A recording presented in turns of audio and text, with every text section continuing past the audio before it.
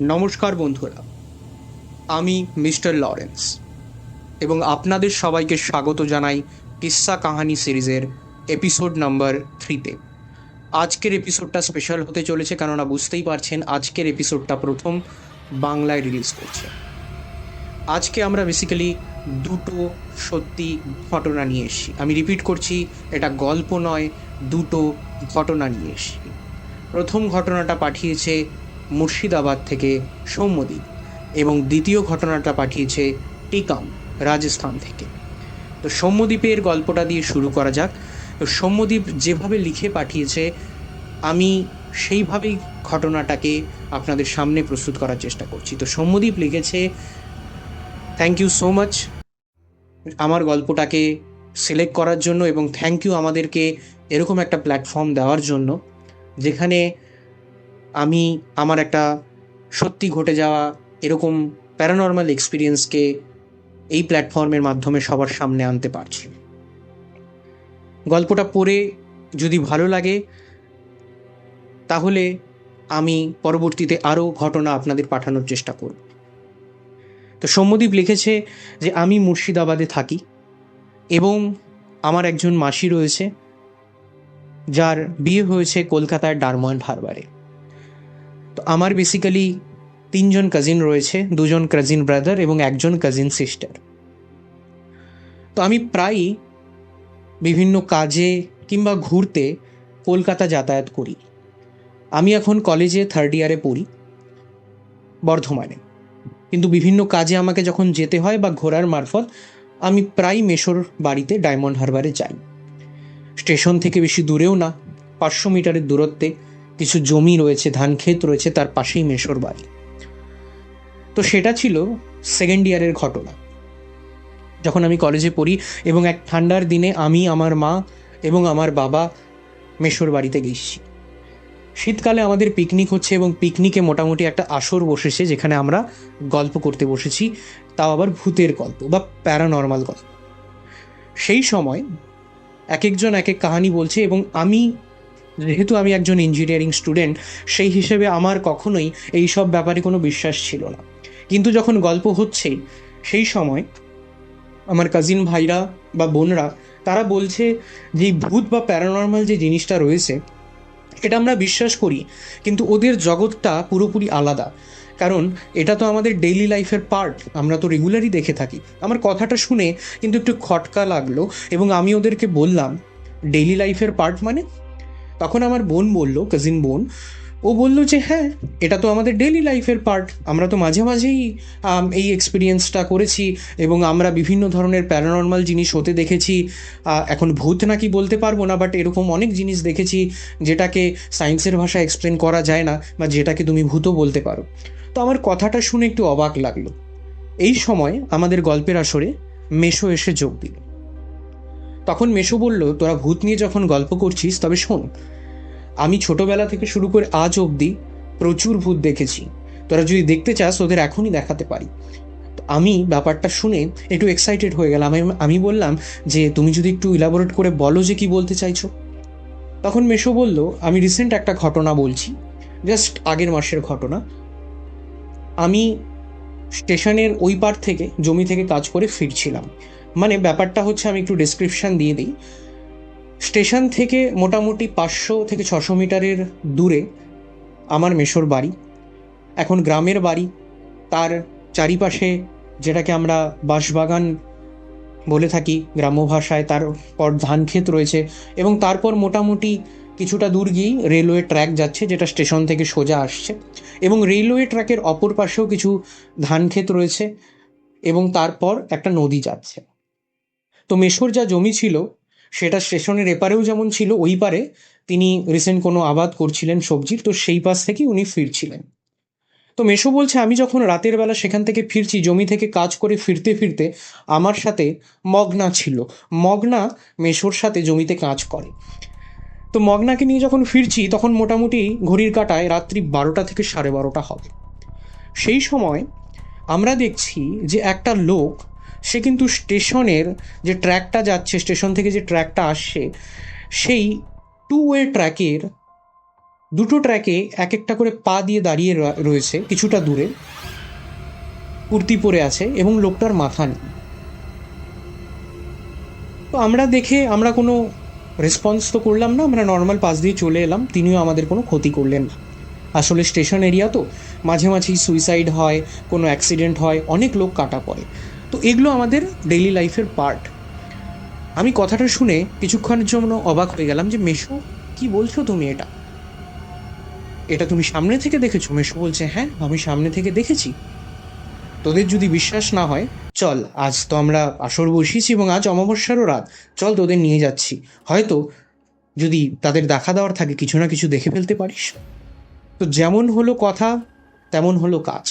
সবাই মিলে, মেশো ছিল, মেশোর সাথে জমিতে কাজ করে মগনা ছিল, আমার আরেকটা ভাই ছিল, এবং তার সাথে আমাদের কাজিন দুটো ব্রাদার প্লাস সিস্টার যারা মেশোর ছেলে মেয়ে তারাও ছিল।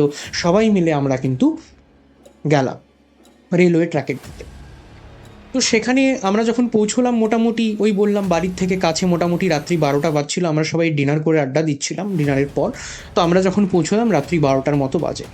তো সেখানে গিয়ে মেশো একটা বিড়ি জ্বালালো এবং আমরা গল্পগুজব করছি, কিছুই দেখতে পারছি না। কিছুক্ষণ পরে হঠাৎ করে আমার চোখে পড়লো যে একটা ছোট বাচ্চা, সে বেশ কিছুটা দূরে, মানে আমরা যেখানে দাঁড়িয়ে আছি সেখান থেকে 1 কিলোমিটারের মতো দূরের একটা রেঞ্জে হবে, ট্র্যাকের উপর দিয়ে না একটা বাচ্চা মতো ছেলে ধীরে ধীরে ধীরে ধীরে হেঁটে যাচ্ছে। রাত্রি 12টা, 12:30টার কাছাকাছি সময় তখন। দেখে ব্যাপারটা আমার একটু অবাক লাগলো। আমি আমার একটা ভাইকে ডেকে বললাম, ভাই দেখ, ওই স্টেশনের হয়তো ট্রেন ফ্রেন চলে আসবে, ট্র্যাক দিয়ে একটা ছেলে হেঁটে যাচ্ছে, ছেলেটাকে ডেকে সরিয়ে নে, বা আমরা গিয়ে চল সরিয়ে আনি। ছেলেটা বাচ্চা মতো বয়স, মোটামুটি দেখে মনে হলো 4-5 বছর বয়স হবে। তেরা জামা, দূর থেকে দেখে যা মনে হচ্ছে যে ছেঁড়া জামা পরে, একটা হাফ প্যান্ট পরে, কালো কালারের জামা পরে ছেলেটা ট্র্যাক দিয়ে হেঁটে চলছে ধীরে ধীরে ধীরে ধীরে। তো আমি মেশোকে বললাম, মেশো দেখো, আমি ভাইকেও বললাম, ছেলেটা ট্র্যাক দিয়ে হেঁটে যাচ্ছে, যদি এখন একটা ট্রেন আসে কোনো একটা দুর্ঘটনা ঘটতে পারে। আমি গিয়ে আমরা আমি ভাইকে নিয়ে যাচ্ছি, ছেলেটাকে ট্র্যাক থেকে সরিয়ে আনি, কেননা আওয়াজ ও শুনতে পারছে না। মেশো আমার হাতটা টেনে ধরলো, মগনা বলে উঠল, যাস না, ও মানুষ নয়, ও প্রেতাত্মা। কথাটা শুনে আমার একটু অকওয়ার্ড লাগলো, এরা কি বলছে, মানুষ নয় প্রেতাত্মা? তা আমি ওদের বললাম, চলো না পাশে গিয়ে দেখি, আজকে যদি একটা ট্রেন আসে একটা দুর্ঘটনা ঘটতে পারে। এই বলতে বলতেই দূর থেকে ট্রেনের সাইরেন শুনতে পেলাম। আমি এখান থেকে চিৎকার শুরু করলাম ছেলেটাকে, এ বাবু সরে যাও, ওখান থেকে সরে যাও, কিন্তু কোনো রেসপন্স আসলো না। ছেলেটা নিজের তালে কেমন যেন একটা স্লো মোশনে খেলতে খেলতে ট্র্যাক দিয়ে এগিয়ে যাচ্ছে। এরই মধ্যে আমি দিলাম ছুট, মেশো পেছন থেকে ডাকছে, যাস নে রে, যাস নে, এবং আমার সাথে সাথে আমার ভাইও ছুট দিল। মগনা বলে যাচ্ছে, ও মানুষ নয়, যেও না, কাছে যেও না। যেই মোটামুটি 500 মিটারের মতো ডিস্ট্যান্সে এসে ট্রেন স্টেশন থেকে ছেড়ে দিল এবং মুহূর্তের মধ্যে ট্রেন ট্র্যাক দিয়ে আসতে থাকলো, এবং আমিও প্রায় পৌঁছে গেছি স্টেশনের কাছে, যে বাচ্চাটাকে হাত ধরে টেনে নেবো। এরই মধ্যে যেই কাছে যেতে গেলাম, দেখলাম বাচ্চাটা ট্র্যাক থেকে হাওয়া হয়ে গেল এবং ট্রেনটা জাস্ট পাস হয়ে গেল। এটা দেখে সেই মুহূর্তে আমি প্রচণ্ড শক হয়ে গেলাম, আমার শরীর দিয়ে যেমন একটা শিহরণ বয়ে গেল এবং আমি কিছুক্ষণের জন্য সেন্সলেস হয়ে গেলাম। যখন চোখ খুলল, আমি দেখি ঘড়ির কাঁটায় 1:30 বাজে। আমি মেশোর উঠোনে খাটিয়াতে শুয়ে রয়েছি, আমার পাশ ঘিরে মাসি আছে, মা রয়েছে। দেখি তারা মেশোকে বকাবকি করছে এবং আমাকে জলের ঝাপটা দিয়ে কপালে জলপট্টি দেওয়া হচ্ছে, কারণ আমার জ্বর এসে গিয়েছিল। এই ছিল আমার দেখা একটা সত্যি ভৌতিক ঘটনা, এবং তারপর থেকে আমি মেনে নিলাম যে পৃথিবীতে এমন অনেক জিনিস রয়েছে যেটাকে হয়তো আমরা সায়েন্সের ভাষায় এক্সপ্লেন করতে পারি না, যেটাকে আমরা প্যারানর্মাল বলতে পারি। গল্পটা লিখলাম, এটা একটা সত্যি ঘটনা। যদি তোমার ভালো লাগে মিস্টার লরেন্স, প্লিজ তোমার কিস্সা কাহানি সিরিজের এই এপিসোডে গল্পটাকে শুনিও। Thank you so much. এখানেই শেষ করছি। সৌম্যদীপ, আমি বলতে চাচ্ছি গল্পটা খুবই ভালো ছিল, এবং আমাদের কিস্সা কাহানি সিরিজের এপিসোড নাম্বার 3-তে আমরা গল্পটাকে শোনালাম এবং শ্রোতাদের সামনে এটাকে আমরা উপস্থিত করলাম। আশা করি ভবিষ্যতে তুমি এরকম আরও কোনো সত্যি ঘটনা যদি তোমার এক্সপিরিয়েন্স হয়ে থাকে তুমি পাঠাবে। Thank you so much mister Lawrence ফ্যামিলিতে জুড়ে থাকার জন্য। Thank you. নমস্কার, আশা করি আপনাদের প্রথম গল্পটা ভালো লাগলো। তো দ্বিতীয় গল্পটা শুরু করছি। দ্বিতীয় গল্পটা পাঠিয়েছে টিকাম, রাজস্থানের খিমসার গ্রাম থেকে। তো টিকাম লিখেছে যে আমি আমার গ্রামের বাড়ি খিমসারে থাকি এবং আমার পড়াশোনা, কলেজ সমস্ত কিছু আমি কমপ্লিট করেছি আহমেদাবাদ থেকে। এখন খিমসারে এসে নিজের একটা রেস্টুরেন্ট ক্যাফে চালাই। তো আমাদের একটা গোল্ডেন রিট্রিভার ডগ আছে যার নাম স্কুবি। তো স্কুবি বাড়িতে সবারই খুব প্রিয়। তো আমি বলে দিই, আমার বাড়িতে আমি, আমার ওয়াইফ, আমার বাবা মা রয়েছেন এবং আমার একজন ভাই আছে। ভাই এখনও পড়াশোনা করছে, ভাই কলেজে সেকেন্ড ইয়ারে পড়ে। তো গরমের ছুটিতে ভাই বাড়িতে এসেছিল। আমাদের গ্রামের বাড়ি, চাষবাস হয়, আবাদ হয় এবং তার সাথে সাথে আমাদের 4টে গরুও রয়েছে এবং আমাদের পুকুরও রয়েছে। তো স্কুবিকে নিয়ে আমি ন্যাচারালি সন্ধেবেলায় আমাদের ক্যাফেতে যাই এবং সেখানে যতক্ষণ পর্যন্ত আমি ডিউটি করি এবং মোটামুটি রাত্রি 9:30 10টা নাগাদ বন্ধ করি এবং তারপর স্কুবি আর আমি আমার অল্টোতে করে বাড়িতে চলে আসি। তো প্রতিদিনের ন্যায় ভাই বাড়িতে এসেছিল গরমের ছুটিতে। সেই দিন সবাইকে রেখে আমি স্কুবিকে নিয়ে বেরোতে একটু দেরি হয়েছিল, বাট 7:30 নাগাদ স্কুবিকে নিয়ে আমি ক্যাফের উদ্দেশ্যে রওনা হই। এই সময়টা বাবা আর মা তারা বাড়ির সামনে গার্ডেনে বসে পাড়ার লোকেদের সাথে গল্পগুজব করতো।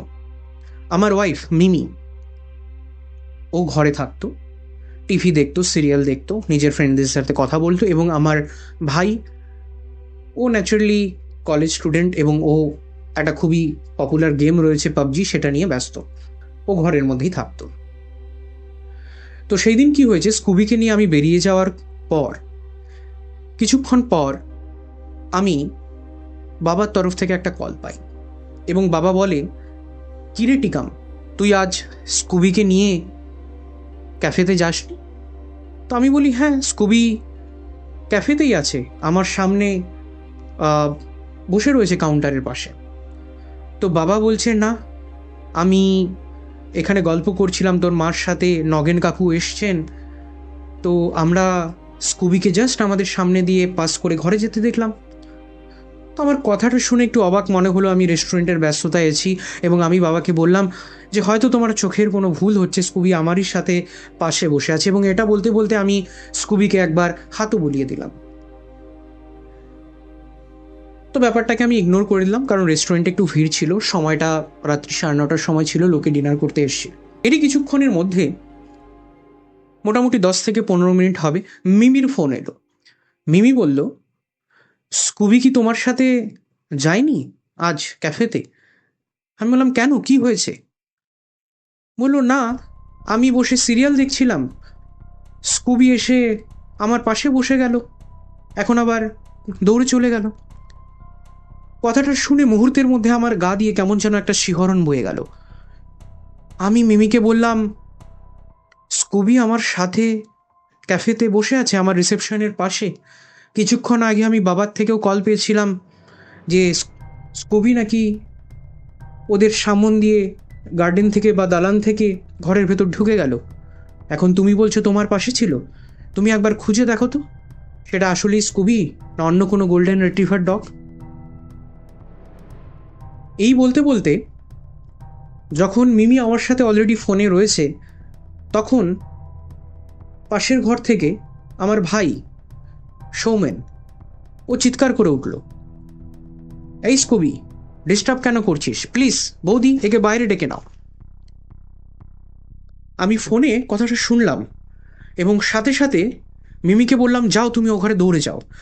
এবার ও ঘরে মিমি দৌড়ে গিয়ে দেখলো স্কুবি বিছানার নিচে বসে আছে এবং আমার ভাই বিছানায় হেডবোর্ডে হেলান দিয়ে পাবজি খেলে যাচ্ছে। তো মিমি বলল, স্কুবি আমার সাথে এখানে রয়েছে এবং এটা আমাদেরই গোল্ডেন রিট্রিভার ডগ। এটা দেখে তৎক্ষণাৎ আমি কিছু বুঝতে পারলাম না যে কী করা উচিত, এবং আমি রিসেপশনের নিচে তাকিয়ে দেখলাম যে স্কুবি আমার সাথে ইনট্যাক্ট বসে আছে। আমি জানি না একই সময় একই জায়গায় দুটো আলাদা আলাদা স্কুবি কী করে থাকতে পারে। আমার ব্যাপারটা কমপ্লিট অবাক লাগলো এবং আমি মিমিকে বললাম, তুমি ফোন রাখো, আমি দেখি কি করা যায়। আমি তৎক্ষণাৎ আমার ফ্রেন্ড অজয়কে কল করলাম। তো Ajay basically engineering student, but recently আমি শুনছি অজয় বিভিন্ন প্যারানর্মাল অ্যাক্টিভিটি নিয়ে পড়াশোনা করছে বা সেগুলোর রিসার্চ করছে। তো আমি অজয়কে ব্যাপারটা পুরো খুলে বললাম এবং অজয়কে বললাম, তুই আমার সাথে আমার ক্যাফেতে চলে আয়। অজয়ের বাড়ি বেশি দূরে ছিল না, তো অজয় মোটামুটি 11টা সাড়ে 11টা নাগাদ আমার ক্যাফেতে চলে এলো। আমি ওকে পুরো ব্যাপারটা খুলে বললাম এবং অজয়ের সাথে আমরা স্কুবিকে নিয়ে আমার অল্টোতে চড়ে আমরা মোটামুটি বাড়ি গিয়ে পৌঁছালাম রাত্রি 12টা নাগাদ। এবং সেখানে যাওয়ার পর আমি জিজ্ঞেস করলাম প্রথম কথা মিমিকে ডেকে, যে স্কুবি কোথায়? বলল স্কুবি নাকি ছাদে রয়েছে। এবং আমরা যখন ছাদে গেলাম আমরা দেখলাম যে সেখানে স্কুবি নেই। তারপর অজয় বলল, পুরো ব্যাপারটা দেখলো।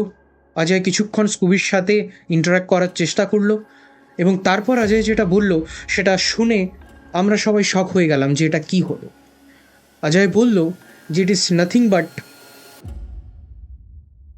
একটা প্যারানর্মাল অ্যাক্টিভিটির এক্সাম্পল, যেখানে প্যারানর্মাল ক্লোনিং যেটাকে বলা হয় এবং সেটারই একটা এফেক্ট কিন্তু স্কুবির মধ্যে দেখা গেছে।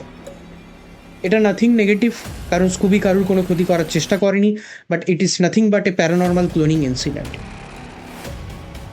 তো এই যে ব্যাপারটা আমাদের সাথে হয়ে গেল, এটার সায়েন্সের ভাষায় কোনো ব্যাখ্যা নেই। এবং Scooby it's not only a dog, আমাদের পরিবারের একজন মেম্বার হিসেবে কিন্তু আমরা স্কুবিকে দেখি।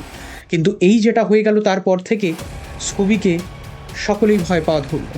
মিমিও ভয় পাওয়া ধরলো, আমার মাও ভয় পাওয়া ধরলো, ইভেন আমার যে ভাই ছিল সেও কিন্তু ভয় পাওয়া ধরলো। তারপর আমি আর কিছু বুঝতে না পেরে ধীরে ধীরে ধীরে ধীরে স্কুবিকে বেশিরভাগ সময়টা আমার সাথেই রাখতে শুরু করলাম এবং এর কিছুদিনের মধ্যেই, মোটামুটি 1.5 মাসের মধ্যে আমরা স্কুবিকে হারিয়ে ফেললাম। স্কুবি আমাদের সাথে 8 বছর ছিল, বাট এই জার্নিতে একইবার আমরা এরকম একটা অকারেন্স দেখেছিলাম। Thank you mister Lawrence. যদি গল্পটা আপনার ভালো লাগে তো প্লিজ সকলের সামনে আনবেন। আমি আমার এই এক্সপিরিয়েন্সটা সকলের সাথে শেয়ার করতে চাই। Thank you so much. So thank you টিকম, তোমার গল্পটা পড়লাম এবং ভালো লাগলো। এবং আমাদের কিস্সা কাহানি সিরিজের এপিসোড নাম্বার 3-তে আমি সকলের সামনে এটাকে এক্সপ্রেস করার চেষ্টা করলাম। আশা করি ভবিষ্যতে তোমার সাথে ঘটে যাওয়া আরও কোনো এরকম যদি এক্সপিরিয়েন্স থাকে তাহলে তুমি আমাদের সাথে শেয়ার করবে। Thank you so much. এরই সাথে শেষ করছি কিস্সা কাহানি সিরিজের এপিসোড নাম্বার 3, স্পেশাল এপিসোড বাংলায়। আপনাদের যদি ভালো লাগে প্লিজ কমেন্ট করুন এবং ভিডিও শেষে প্রোভাইড করা বা ডিসক্রিপশন বক্সে প্রোভাইড করা যে ইমেল আইডি রয়েছে সেখানে আপনারাও আপনাদের সাথে ঘটে যাওয়া এরকমই কোনো প্যারানর্মাল বা ভূতিয়া বা সত্যি ঘটনা, যেটাকে সায়েন্সেরও ভাষায় কেউ এক্সপ্লেন করতে পারে না, শেয়ার করতে পারেন। আমরা আমাদের প্ল্যাটফর্মের মাধ্যমে সকলের সামনে এটাকে আনার চেষ্টা করব। প্লিজ গল্পটা যদি ভালো লাগে, আমাদের এপিসোডটা যদি ভালো লাগে, শেয়ার করুন, লাইক করুন, সাবস্ক্রাইব করুন এবং মিস্টার লরেন্স ফ্যামিলিকে সাপোর্ট করুন গ্রো করতে। Thank you so much.